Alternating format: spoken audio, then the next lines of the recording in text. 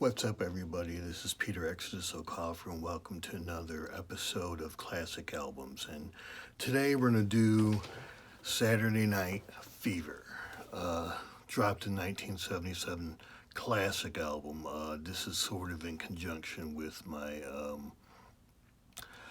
uh, All Things Music, Disco is Alive and Well episode. So, Saturday Night Fever sold 40 million copies. It's a huge seller. It's one of the biggest sellers of all time, and I'm pretty sure it's top 10 in the 70s. As I know, Led Zeppelin had three or four albums over 20 million, and then there's Fleetwood Mac Rumors, and Frampton Comes Alive by Peter Frampton did well. But I don't know beyond those if anybody sold. I mean, Elton John had a lot of number one, but albums, but I don't know if he got into the 10 million range. I know Stranger by Billy Joel got over 10 million.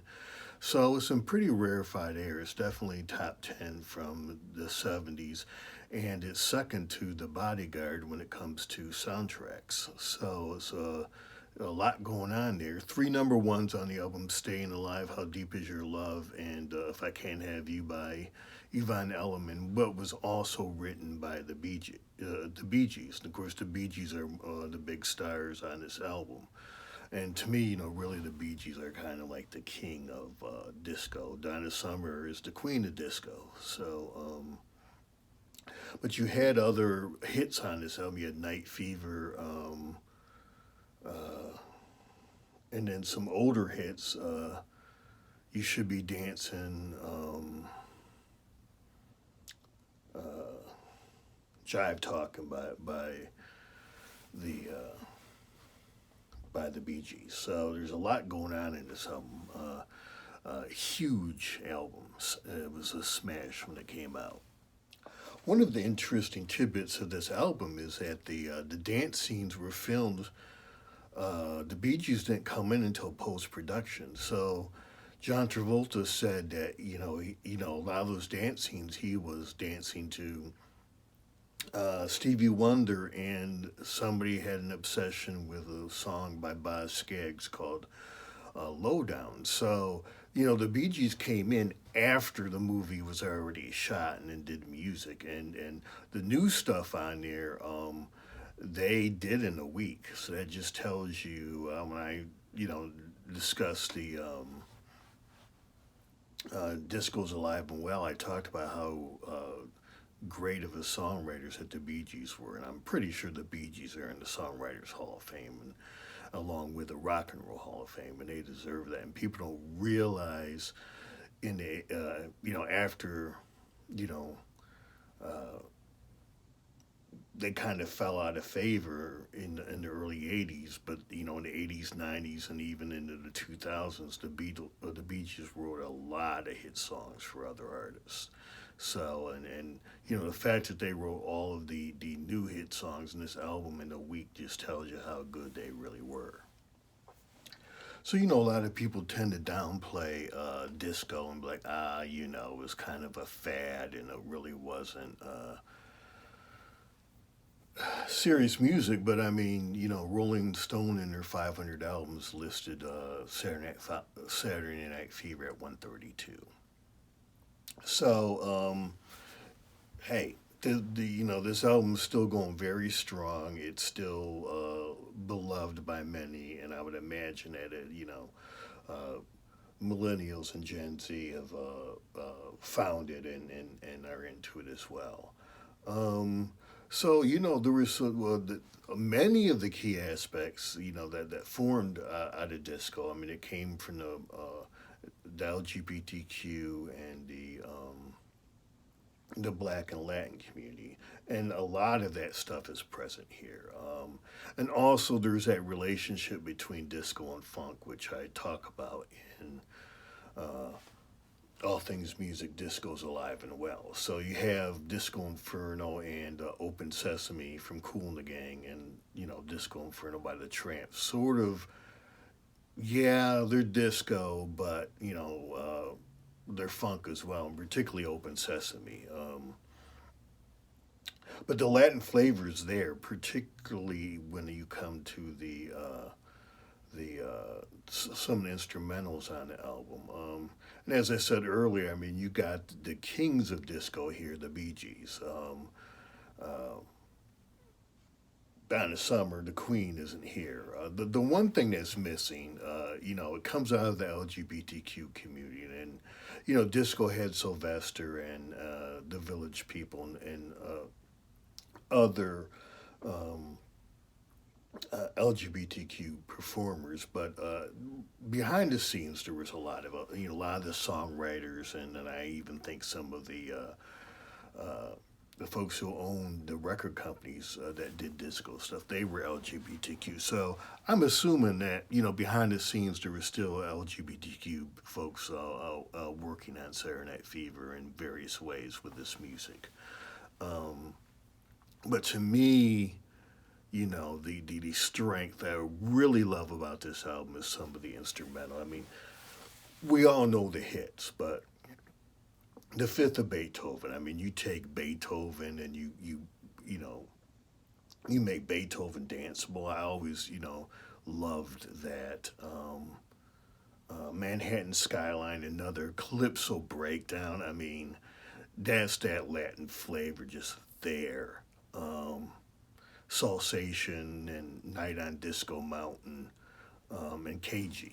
So there's a lot of instrumentals, but they work, and there were particularly early on in disco, a lot of the songs that broke and that they played were instrumentals in nature. So a lot of people don't kind of downplay instrumentals, but it's one of the hidden gems in this album, and it's very good.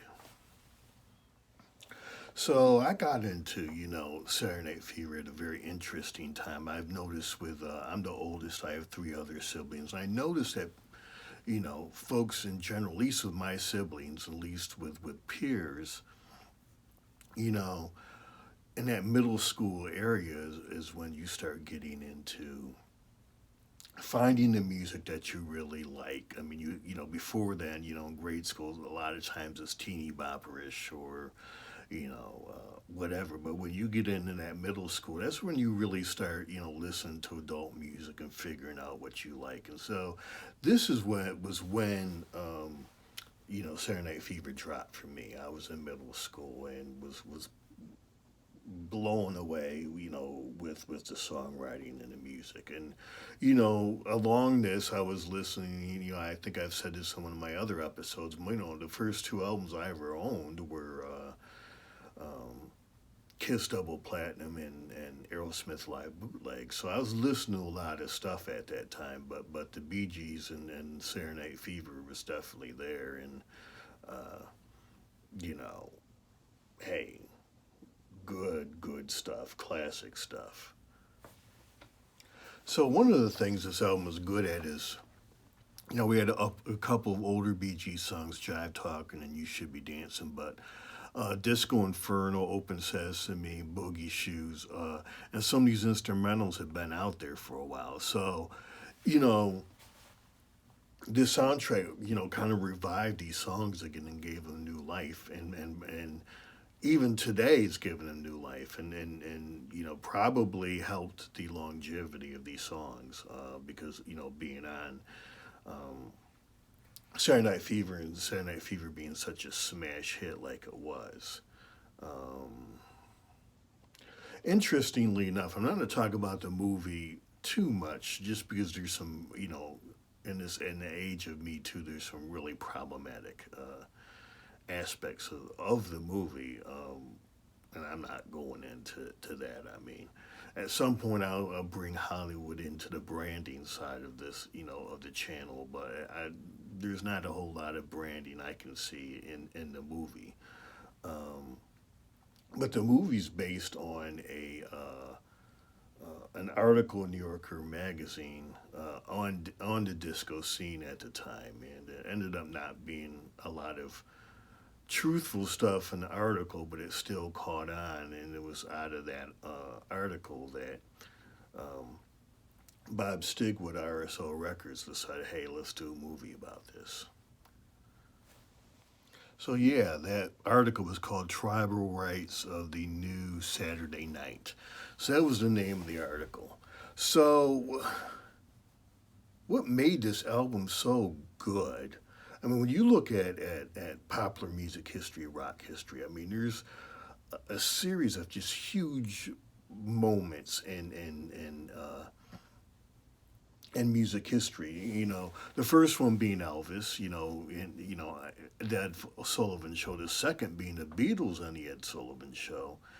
And third, I mean, Saturday Night Fever. I mean, there was huge Saturday Night Fever made, yeah, and it maybe wasn't as big as Elvis and the Beatles, but it was the third big experience after that. And then you had Michael Jackson Thriller, um, again, which was on the level. But I mean, remember now, I mean, Saturday Night Fever sold 40 million records. So, I mean, that's a lot of records. And we're talking record sales. We're not even, we're not even talking streaming. So, you know, that's probably a lot of those sales happened, into the early 80s, 77 to the early 80s.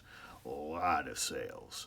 So the last like major music explosion that really caught a lot of people's attention in my uh, opinion was when Nirvana broke, and that was kind of a game changer because it killed hair metal and you know started the demise of classic rock. So those are momentous events, musical events in popular music history in the U.S. and in some ways the world. I mean, because the U.S. culture is still very influential in countries around the world. So I wasn't alive for Beatlemania or Elvis, but I've read enough about it, and I lived through all of those, and those were big moments, and the Bee Gees are right there with Thriller and the other ones. A couple of smaller moments, I think Kiss in the late '70s, '78, '79, maybe '77 but they weren't as big as the ones I just named, but those were also big, and then Pink Floyd The Wall when that came out, I mean that was. And there hasn't been one, as I said, since Nirvana, because with the rise of the internet and these streaming services, music and popular culture it's gotten a lot more tribal. I mean, you still have some shared culture. Probably the biggest one, of late was Game of Thrones. I know there was a huge with Lost. It happens more, with TV shows, but even now with all the streaming services, it's hard to and Netflix might be the largest TV network when it just comes to the offerings now. Yeah, I know they cancel shows there, but they have a lot of shows going on, and I think they might be putting out their yearly output might dwarf NBC, CBS, and ABC. So that whole shared culture it doesn't happen as much with movies, even though you have the 2 billion. I mean, Marvel does it. I mean, the venture movies were huge, and so yeah, there's some shared culture with Marvel movies to some extent, but it's not like it was in the '70s and '80s. Where there's these cultural events that everybody just kind of stop, and many people are partake, and there's a shared culture around it. I mean, Star Wars is the original Star Wars comes to mind. So yeah, that's the unique place in history that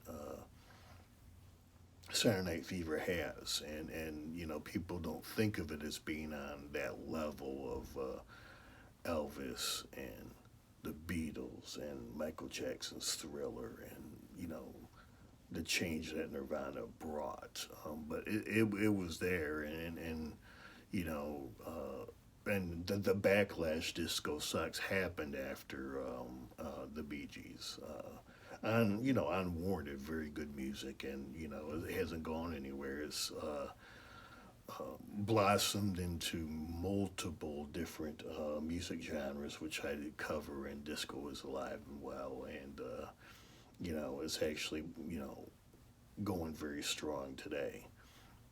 So anyway, just wanted to do this little quick one on Saturday Night Fever by the Bee Gees and various artists. Very good album, classic album.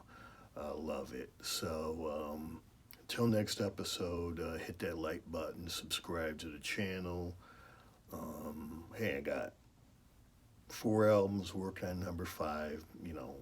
My music here on YouTube and in all the streaming services, and I got a 2 full novels and a novella on Amazon that are science fiction, fantasy mixture. So check it out.